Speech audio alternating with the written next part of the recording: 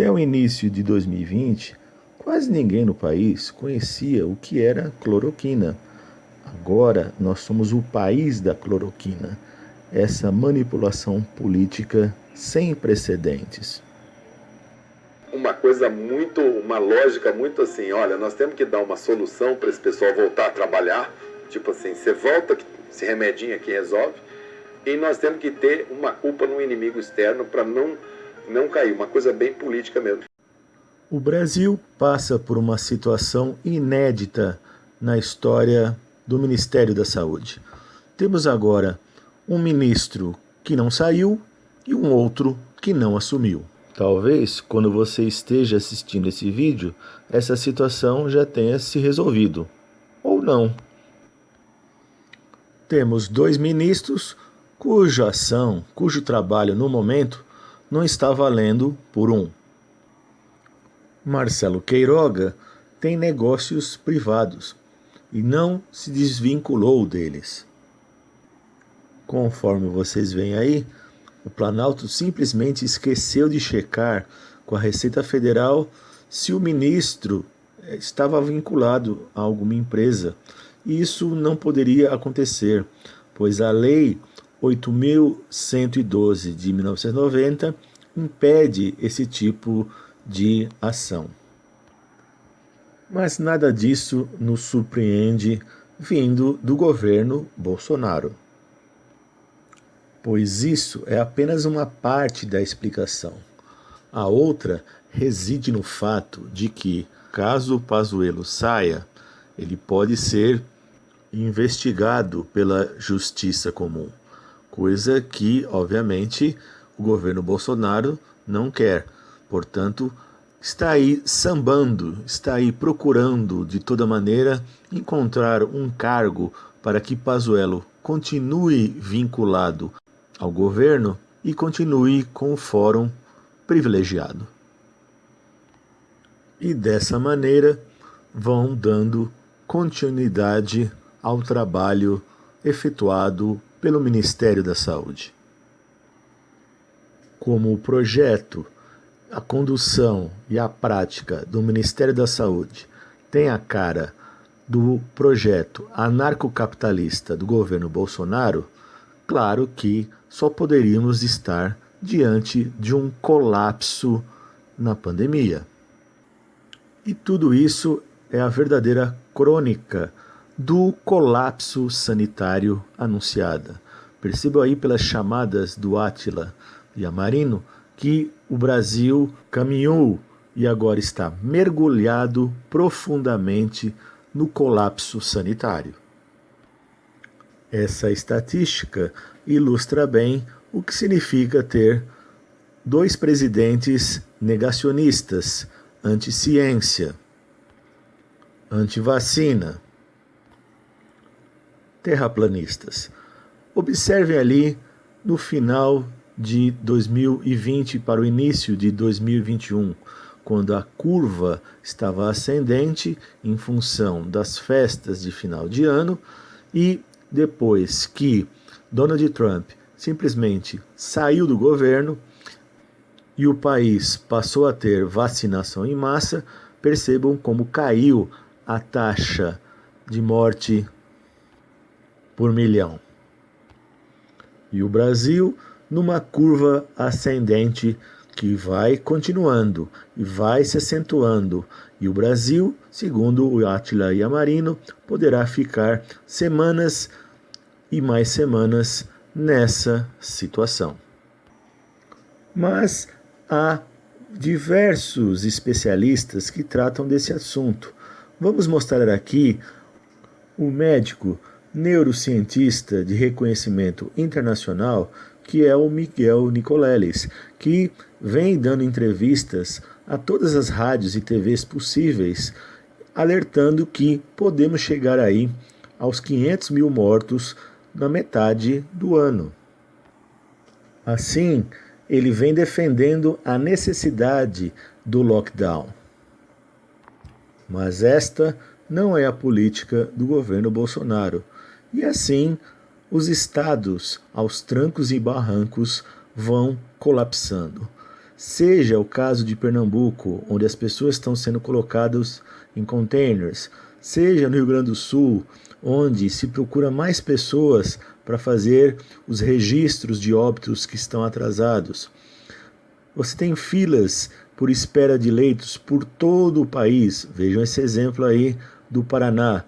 E se a gente quisesse, ficaria aqui dando dezenas de exemplos. Mas um único exemplo muito notório e importante é esse que aconteceu numa pequena cidade do Paraná, numa cervejaria artesanal, onde ela simplesmente concedeu os cilindros de oxigênio para o hospital local.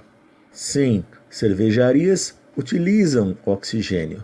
E lembre-se que o maior bilionário do Brasil, que é o Paulo Lemann, é dono da maior cervejaria do mundo, a Ambev. Mas certamente a Ambev não vai parar a sua produção para fornecer cilindros de oxigênio aos hospitais. Mas haveria também outras formas de aumentar radicalmente a produção de oxigênio no Brasil. O governo Bolsonaro simplesmente fechou a fábrica de fertilizantes nitrogenados na cidade de Araucária, na região metropolitana de Curitiba.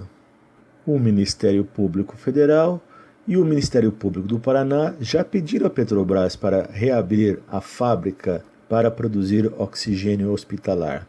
Contudo, a Petrobras já negou.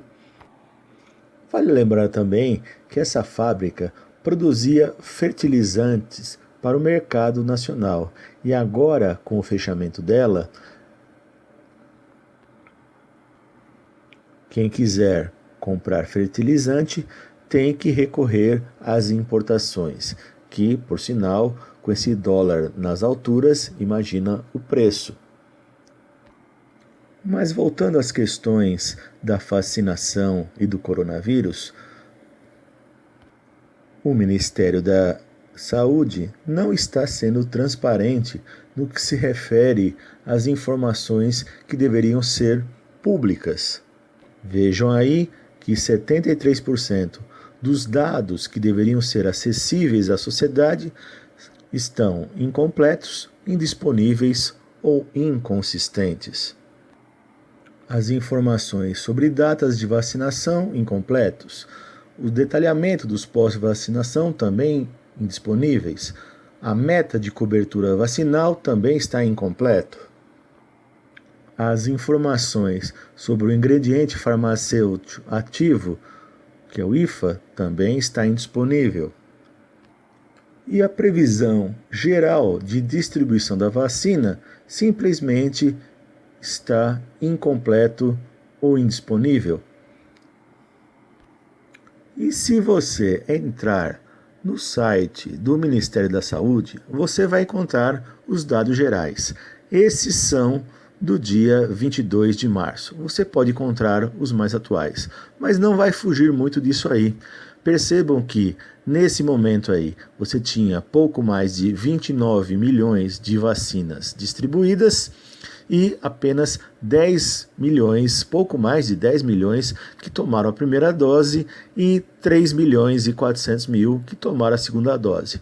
Ou seja, se todos tivessem tomado as duas doses, ou seja, fossem aí os 10 milhões de pessoas vezes 2, daria pouco mais de 20 milhões.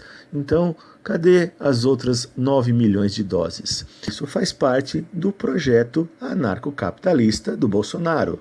O seu anarcocapitalismo acaba atingindo todo e qualquer ministério. É o descalabro, a desorganização, a indisponibilidade de dados, a falta de informações e relatórios, etc. Mas vejamos agora um exemplo de sucesso, que foi o caso de Araraquara, que tinha um número enorme de mortes e resolveu fazer um fechamento total. Depois de um mês, o que aconteceu? Você verifica aí os dados de uma queda significativa no número de mortes em função do coronavírus. O que essa emissora que transmitiu a informação não diz é que o prefeito da cidade de Araraquara é do PT. Assim como o consórcio do Nordeste também tem uma liderança do PT que vai conseguindo aí negociar vacinas em condições mais favoráveis do que o próprio governo federal. Mas os problemas que temos na saúde nesse momento de pandemia são diversos. Como já morreram diversos médicos e centenas de enfermeiros, agora faltam profissionais intensivistas, porque para trabalhar na unidade de tratamento intensivo é necessário que haja uma especialização de 4 anos, o que não é suficiente agora o número de pessoas. Ou seja, não basta apenas abrir novos leitos, não tem gente para operá-los. Se 15 mil vítimas por semana é um número assustador, o que vem pelas próximas semanas será algo pior ainda. Isso porque você tem aí um consórcio de veículos de imprensa para divulgar as informações para além do governo. Porque se vocês observarem em seguida aí, vejam como os números entre o consórcio e os números oficiais do Ministério da Saúde são sempre diferentes. Em 22 de março, o número de vítimas, segundo o Ministério da Saúde, era de 1.383 e de mortes, 295.425. Já o número do consórcio era de 1.570 mortes e 295.685 vítimas. E isso não se trata apenas de um número muito próximo diante das dificuldades que você tem em função do Brasil, que é um país continental. O que é certo é que, se não houvesse esse consórcio, os números do Ministério da Saúde diante desse governo Bolsonaro seriam ainda mais subnotificados. Isso se reflete também no número da média de mortes no Brasil. Vejam aí que os dados do Ministério da Saúde, nesse momento, nesse mesmo dia, 22 de março, era de 2.070. Enquanto que, segundo a fonte One World in Data, o Brasil tinha 2.259. É um número significativo de diferença.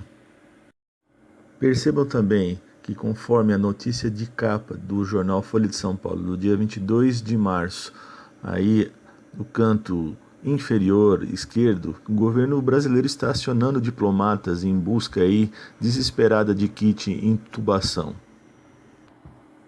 Como o Brasil não tem uma indústria farmacêutica própria, ele tem que importar, e os preços estão agora simplesmente nas alturas. Mas devemos alertar a todos que o governo cancelou a compra em agosto de 2020, alegando que os preços lá estavam altos. Portanto, Pazuello, os seus 25 assessores militares, mais o presidente da República, vão aí progressivamente, através do Ministério da Saúde, contribuindo para a decomposição, destruição, diminuição do Ministério da Saúde, ou seja, é o projeto anarcocapitalista em marcha. E estes são só alguns dos problemas que nós temos aqui na saúde em plena pandemia. E até quando continuaremos com 2 ministros? Queremos saber as suas opiniões sobre esse vídeo. Escreva-as aqui embaixo. Também compartilhe esse vídeo, dê o joinha e, se você não se inscreveu, inscreva-se no nosso canal. E até o próximo vídeo.